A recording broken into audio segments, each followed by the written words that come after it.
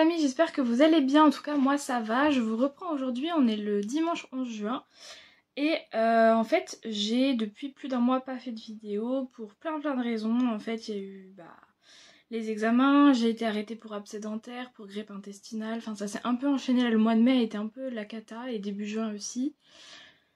Et là donc voilà, enfin je me pose, les examens sont terminés donc voilà on respire. Et maintenant les prochains examens ce sera que en janvier-février l'année prochaine. Voilà, j'ai 6 mois on va dire plus tranquille, même si c'est pas tranquille totalement parce qu'il y a toujours le mémoire à avancer pour l'année prochaine, etc. etc. Bref, on va pas s'attarder sur ça, ça vous intéresse pas je pense. On va donc parler de mes lectures, j'ai dit une dizaine de lectures à vous présenter, mais je vais pas tout faire dans ce point lecture, je vais vous en présenter 5 là. Et à la suite, je vais tourner aussi une autre vidéo où je vais faire les 5 autres et vous les aurez à une semaine ou 15 jours d'intervalle à peu près. Voilà. Ensuite, j'aimerais aussi tourner une palle. Enfin voilà, il y a plein de choses qui vont arriver là. Puisque je vais faire 2 salons au mois de juin aussi. J'espère pouvoir faire des mini-vlogs, en tout cas pouvoir filmer pour vous. On verra comment ça se goupille, comme dirait l'autre. Et puis voilà, parce qu'il y aura la copine Aurore aussi. Peut-être qu'on pourrait prendre un temps, quand elle va arriver sur mon jour de repos, on pourrait peut-être prendre un temps pour faire une vidéo. On verra. Voilà, donc on commence tout de suite avec mes lectures. On va faire... il n'y a pas d'ordre principal. En fait, dans tout ce que je vais vous montrer, il y a 4 coups de cœur et une très bonne lecture. Donc, c'est génial. Je passe des très bons moments. J'ai eu une lecture où j'ai... C'est même pas une déception parce que j'ai beaucoup aimé. Mais je m'attendais à mieux peut-être, je sais pas. Mais dans l'ensemble, toutes mes dernières lectures ont été au top. Donc on commence avec Irish Coffee, le tome 3, donc la créature de l'automne de Noémie Dargaud. Je n'ai plus que le 4 à lire et j'aurai fini cette saga. Alors pour vous resituer, dans le premier tome, on suivait Bloom qui était destinée à être la sorcière de l'été. Et qui donc a été élevée pour ça. Elles sont 4 sœurs dans la famille et la maman les a toujours élevées ainsi. Bloom sera la sorcière de l'été, voilà. Sauf que un événement majeur dans sa vie va faire que elle va devoir utiliser ses pouvoirs mais de façon négative on va dire. Ce qui fait que elle va devenir la sorcière de l'hiver. Donc dans le premier tome, on va suivre Bloom qui, forcément, c'est pas forcément évident pour elle à encaisser puisqu'elle a toujours été éduquée pour être la sorcière de l'été. Et au final, elle se retrouve la sorcière de l'hiver qui est rejetée par tous. Normalement, c'est prévu que la sorcière de l'été et la sorcière de l'hiver se combattent, que la sorcière de l'hiver meurt. Enfin voilà, il y a tout un mythe autour de la sorcière de l'hiver qui serait forcément méchante. On va se rendre compte que c'est pas forcément vrai. En fait, elle est... Enfin, moi, Bloom, je l'adore, c'est un personnage où je suis pas très objective. Alors, attendez, la caméra bouge. Je suis pas très objective face à ce personnage parce que je l'ai adoré et moi, j'ai trouvé qu'elle avait rien de méchant et que tout ce qu'elle avait fait qui pourrait être considéré comme méchant s'expliquait. Même si, bon, bah voilà, on peut pas toujours faire justice soi-même, mais ça s'expliquait. Donc voilà, donc on la suit dans son aventure. Elle va rencontrer Morgan Bennett qui va faire partie de sa vie pour une raison particulière. Je vous laisserai tout découvrir dans le premier tome. J'avais fait une chronique donc n'hésitez pas. Elle est sur le blog et elle est en vidéo sur YouTube quelque part. Donc si vous tapez mon pseudo, donc les aventures de Léa et Irish Coffee, je pense que vous allez la trouver, j'imagine. Sinon c'est pas grave, en défilant ça doit pas être très loin non plus. Voilà. Et ensuite, donc j'ai lu le tome 2, La sorcière de l'été, qui va être sur sa sœur, donc qui s'appelle Sunshine. Au début, c'est pas facile, elle en veut beaucoup à Bloom, parce qu'en fait, Bloom a toujours été élevée comme pour être la sorcière de l'été. Et en fait, c'est Sun qui va s'y retrouver, mais un peu par défaut, on va dire. Et au début, c'est pas évident, en fait, elle en veut beaucoup à Bloom. Voilà, c'est très compliqué, et on a du mal à comprendre pourquoi elle a autant de haine, et en même temps... On se dit qu'elle est un peu la dernière roue du carrosse et qu'elle a ce rôle juste parce que Bloom l'a pas eu. Donc c'est vrai qu'on peut comprendre un peu, même s'il y a des fois où elle est un peu énervante. Et on va suivre son aventure aussi, où elle va rencontrer... C'est ça, donc elle va rencontrer Kaal, qui, voilà, enfin voilà, je vous laisserai découvrir dans le tome 2. Et nous, du coup, dans le tome 3, voilà, moi j'ai lu le tome 3. Ensuite, donc, Twilight. Ça, c'est Twilight? Il n'y a pas son prénom, mais si, c'est Twilight. Et le dernier, ce sera sur l'autre sœur, Shallow. Donc c'est ça. Là, c'est sur Twilight, qui n'a pas vraiment de pouvoir, n'a pas vraiment de destinée. Elle n'arrive pas à développer ses pouvoirs, on ne sait pas trop. Voilà. Et elle est un peu torturée par rapport à ça, hein. Elle le vit pas très bien. On sait que le vent lui parle, que voilà, elle a des bribes de pouvoir comme ça, et on sent qu'elle a quelque chose en elle, mais que ça veut pas se développer. Et elle va faire la rencontre de Kiran. Pareil, je vous laisserai découvrir comment, j'ai pas envie de vous spoiler, c'est un tome 3. À savoir que quand même, dans chaque tome, il y a un couple. Donc vous vous imaginez bien qu'avec tout ce que je vous ai disséminé avant, à chaque fois c'est un couple. Là, ce sera pareil. Mais à chaque fois, il y a une histoire bien différente, il va y avoir comment dire, un fil conducteur qui est depuis le tome 1 et ça continue, et on verra que dans le tome 4, à mon avis, ça va pareil, ça va forcément finaliser avec Shallow la fin. Et en fait, dans ce tome 3, je pense que c'est mon préféré de la saga, et en même temps, j'ai pas tant de souvenirs, je l'ai lu il y a longtemps. Là, je vous fais la chronique maintenant, mais il y a au moins 2-3 mois. Et en ce moment, c'est compliqué pour moi la mémoire, donc j'oublie un peu, mais je me rappelle d'avoir vraiment adoré, d'avoir passé un moment génial. J'ai adoré la plume de l'autrice comme toujours. J'ai adoré les personnages et j'ai adoré leur histoire parce que vraiment, leur relation est incroyable.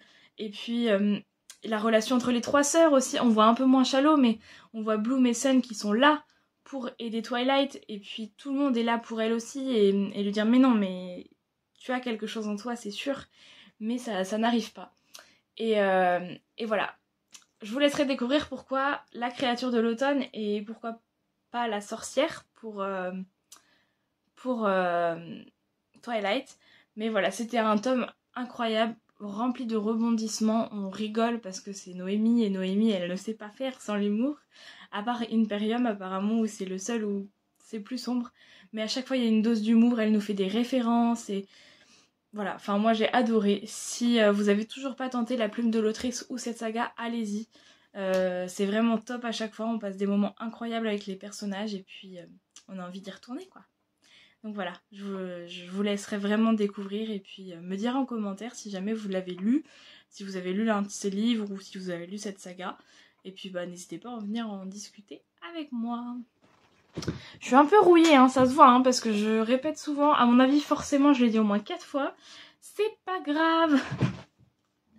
Maintenant, on va parler de Le Prince Maudit de Victoria Lace. Alors, ce livre, je l'ai lu pour le Merit Magazine. Alors, pas que, hein, je l'avais lu en SP par l'autrice, mais il traînait un peu. Et en fait, je l'ai sorti pour le Merit Magazine. Et j'ai beaucoup aimé. Il était très très sombre et très différent de ceux que j'ai lus quand même de l'autrice. Il a une touche de fantastique que les autres n'ont pas, il est vraiment particulier. Je vais vous parler un peu du résumé, je vais regarder les noms des personnages parce que ça n'a pas changé en revanche, hein, je ne sais toujours pas.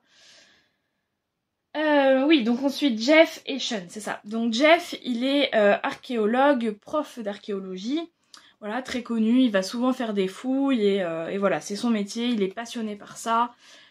Et voilà, c'est ce qui le fait vibrer, c'est ce qui le fait vivre. Et il entretient une relation un peu étrange avec l'un de ses élèves. Une relation notamment sexuelle, mais voilà, une relation un peu bizarre, mais voilà, donc il vit sa vie comme il peut. Et en plus de ça, il a une autre relation, en fait, il n'est pas du tout en couple avec cet élève, et il est assez libre de ses actes sexuels, et il va avoir une relation avec un autre homme qui s'appelle Sean et qui lui est flic. Ce qui est assez intéressant là-dedans, je vais pas rentrer dans les détails parce que voilà, c'est pas forcément ce qui est le cœur de l'histoire, mais ce qui est intéressant, c'est que ce soit avec Sean ou je crois que c'est Taylor, le jeune, son élève, ce qui est vraiment particulier et qui montre la psychologie du personnage, c'est que avec l'un ou l'autre, il est pas du tout le même. Il y en a un où il est plus dominant et l'autre où il est plus dominé. Enfin voilà, c'était juste pour l'anecdote, mais comme quoi...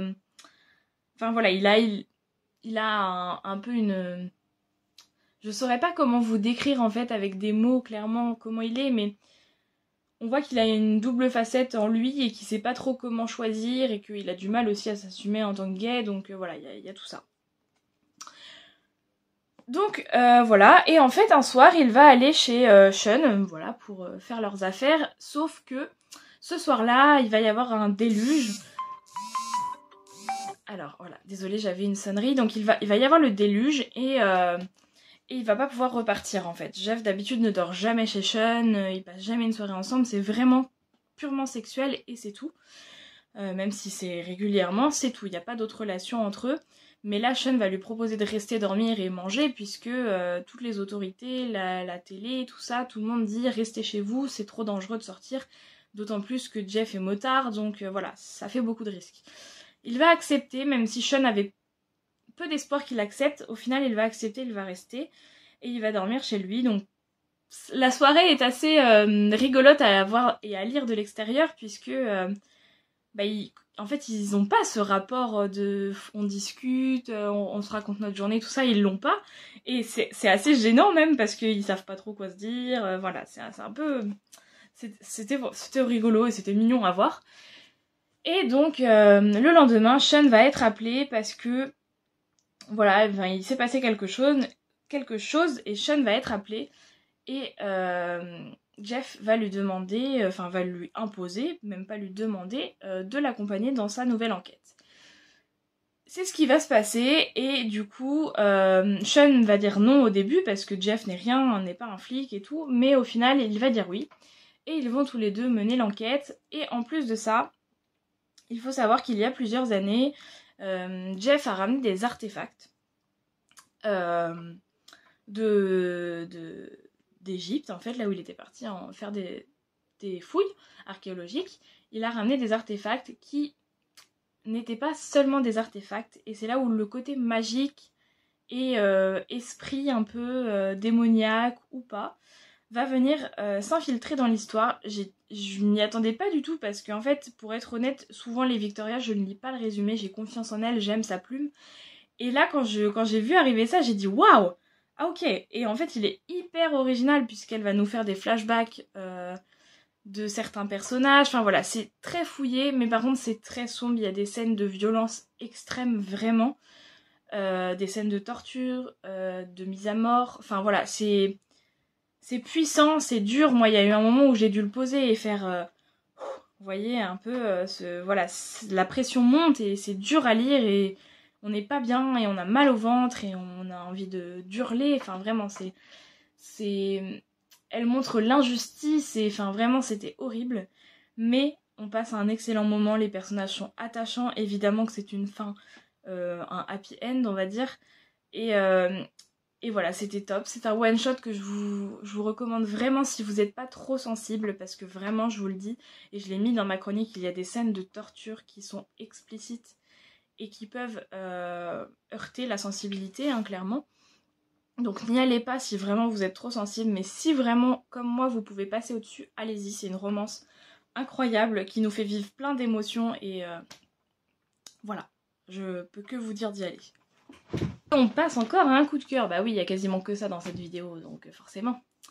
On va parler de Witchwar. Et oui, la fin d'une trilogie. Et mon Dieu, qu'est-ce que c'était bien. En fait, quand j'y repense, j'ai un sentiment un peu mitigé entre envie de trucider les autrices, mais en même temps de leur dire merci. Parce que merci pour les émotions qu'elles m'ont fait vivre. Merci pour cette trilogie qui est juste... Il n'y a même pas de mots pour décrire cette trilogie, vraiment, elle te fait vivre des émotions au plus profond de toi qui sont incroyables. En fait, pour vous remémorer un petit peu, le premier tome c'était Witch Wolf et le deuxième Witch Vampire. Donc dans le premier, c'est un peu tout le monde il est beau, tout le monde il est gentil, hein, ça se passe plutôt bien. On va suivre du coup nos trois sorcières, Elinor... J'ai mon fil qui a bougé, je suis désolée. Elinor, Nive et... Bah j'ai pas la troisième. Sixtine. Elinor, Nive et Sixtine, qui sont du coup trois sorcières qui vivent voilà leur vie normalement, sauf qu'en fait elles vont littéralement tomber sur un cadavre et elles vont être menacées de mort, ou en tout cas enfin voilà, elles vont être persécutées. Ce qui fait qu'elles vont prendre la décision d'aller se cacher chez les loups. Or, dans la saga Witch-Wolf, on ne se mélange pas. Mais là, elles vont donc prendre l'apparence des loups grâce à un sortilège et aller se cacher chez eux. Or, toutes les créatures de cet univers ne s'entendent pas, ne cohabitent pas, voilà, il n'y a pas d'entente entre tout ça. Ils savent qu'ils sont là, mais c'est tout. Et du coup, ça va être un peu compliqué au début pour elles d'être transformées en loup et de ne pas faire de gaffe, de faire attention.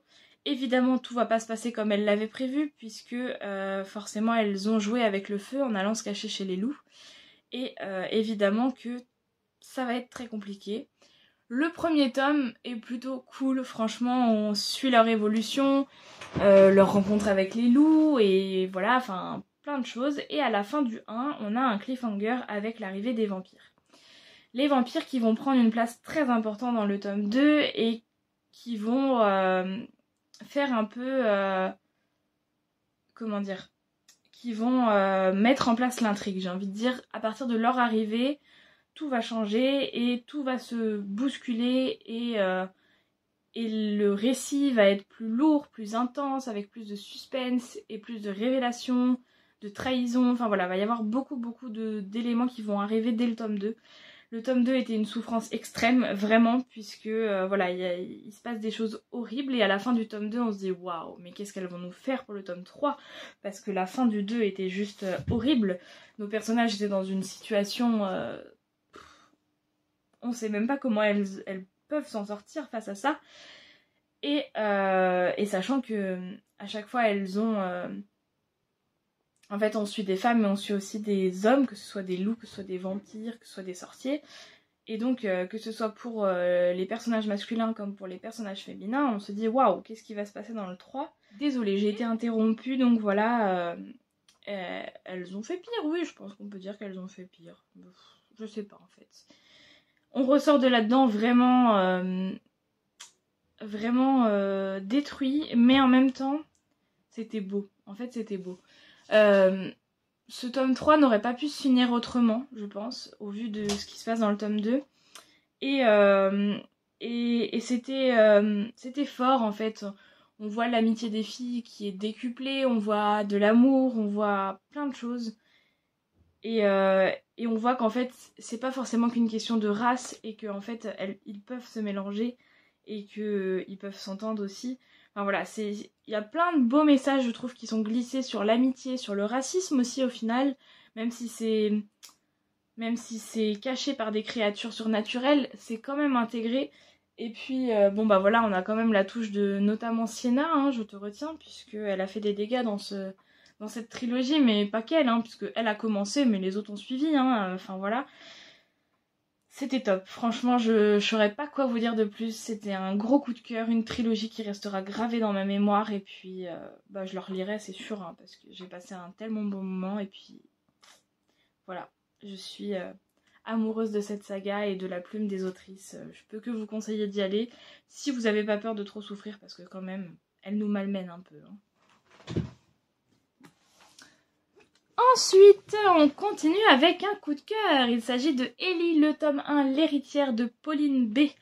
Je vais bientôt recevoir le 2 d'ailleurs, demain ou après-demain. Donc j'ai hâte d'enchaîner. Je l'ai lu en 24 heures, top chrono. C'était juste incroyable. Vraiment...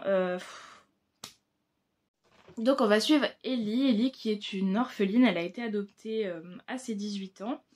Et elle a aujourd'hui des jumeaux. Donc un gars et une fille... sont toute sa vie, et elle oscille entre eux et son travail. Sauf qu'un jour, alors qu'elle prenait sa pause clope, elle va tomber sur un homme qui va changer et bouleverser sa vie. Il s'agit de Iriel ou Imriel, je sais plus comment il s'appelle exactement. Iriel, voilà, je sais pas pourquoi Imriel. Donc Iriel qui va lui taper dans l'œil, ils vont avoir un rapport. Et ensuite, elle va plus le revoir, et elle va le revoir, je crois que c'est 2 ans après. Et tout va s'enchaîner, on va apprendre que Ellie a eu une vie des plus horribles, avec une première adoption vraiment pas terrible, une première relation avec un homme horrible. Enfin voilà, on sent qu'elle a un bagage assez lourd hein, et sa vie n'est pas si simple. Heureusement aujourd'hui elle a du coup Iriel, qu'elle a rencontré et qui vont apprendre à se connaître et qui est... voilà, moi je l'ai beaucoup aimé, mais il n'y a pas que Iriel, il y a son meilleur ami, dont pareil je me rappellerai plus le nom. Aiden, c'est ça, donc Aiden qui est juste bienveillant, adorable, qui s'occupe de ses enfants quand il le faut. Voilà, il est incroyable avec elle. Mais le passé refait parfois surface, et là ça va être le cas, et à grandes enjambées pour Ellie. Je vous en dirai pas plus pour pas vous spoiler, bien sûr il y a un peu de magie, voilà, c'est un univers fantastique quand même. Mais moi j'ai un gros coup de cœur pour Ellie, en fait, c'était juste une femme incroyable. Le récit, c'est un réel turnover. Non, page turner. Je sais pas pourquoi à chaque fois je dis turnover. Un réel page turner. On n'a pas envie de s'arrêter, on a envie de continuer, on a envie de savoir ce qui va se passer. Et on referme le 1 en faisant. Alors là, Pauline, ça va pas le faire du tout. Mais alors pas du tout. J'ai vraiment trop hâte d'avoir le 2 dans les mains. Et en même temps, je sais pas quand sort le 3. Et je sais que le 2 va faire mal. J'ai vu beaucoup d'extraits, j'ai vu beaucoup de personnes le lire et me dire accroche-toi. Je sens que Pauline, tu vas recevoir des petits MP sur Insta assez énervés parce que j'ai peur. J'ai vraiment très peur de ce que tu peux faire. Mais voilà, c'est un gros coup de cœur. Allez-y vraiment. Je sais pas quoi vous dire de plus parce que c'est juste incroyable. On va donc finir cette vidéo avec Abby Cooper, le tome 1, une médium, 2 enquêtes, catastrophe assurée de Victoria Laurie chez Alter Real. C'était vraiment top. C'est pareil, c'est un coup de cœur. Sur le moment, je savais pas parce que j'ai passé un très bon moment. Et en fait, j'ai rien à lui reprocher. Donc oui, c'est un coup de cœur et en y repensant, c'était vraiment chouette. On va suivre du coup Abby qui est une médium qui sait lire l'avenir et qui sait prédire des choses évidemment. Et son don l'aide beaucoup au quotidien. Elle reçoit du coup des personnes qui viennent la voir par rapport à ça. Voilà. Et en fait un jour une de ses clientes va décéder et sans mauvais jeu de mots elle ne l'a pas vu venir et elle n'a pas lu dans l'avenir par rapport à ça. Il va se trouver que cette mort et une autre vont être liées et qu'une enquête va se mettre en place et qui dit enquête dit flic et il y aura notamment Dutch qui est un flic et qui va devoir croiser la route d'Abby puisqu'elle va être accusée, notamment au début. Puis ensuite, elle va devoir collaborer avec la police, même si au début, elle avait dit non, jamais je ne collaborerai. Elle va pas avoir trop le choix et en fait, elle va être d'une grande aide. J'ai vraiment adoré, on est vraiment dans une...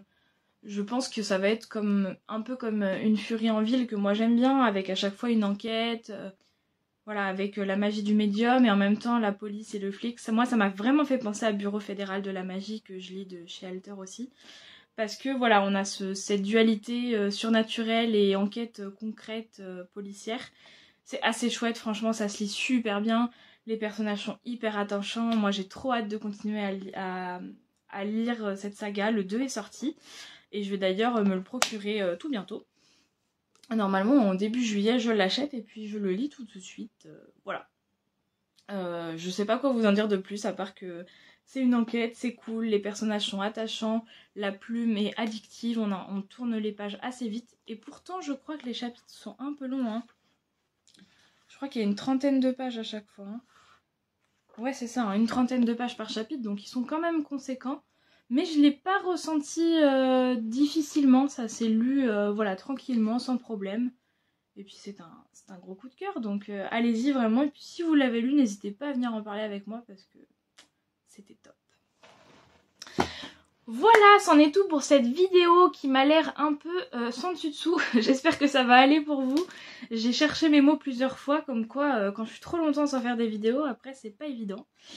Je vous fais des gros bisous, moi je pars tourner mes autres vidéos et puis je vous dis à bientôt dans une prochaine vidéo.